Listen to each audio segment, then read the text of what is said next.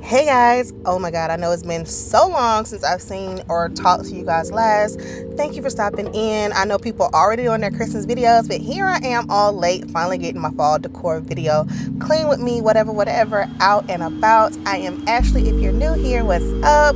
Follow me on my socials, even though I barely post over there. I will do better. I have been trying to influx my life with work and everything, like I say in so many videos, but I think I have an idea in mind of how to get this stuff going and up. So if you've been rocking with me from the start, you all know I appreciate you so much. But if you're new here, go ahead and follow your girl because I do plan on recording more. Anyway, without further ado, I'm going to let you guys enjoy the ASMR of this video, and let me know if you want to know where I got anything from. I'll be more than happy to respond to that. Anyways, see you guys in a few.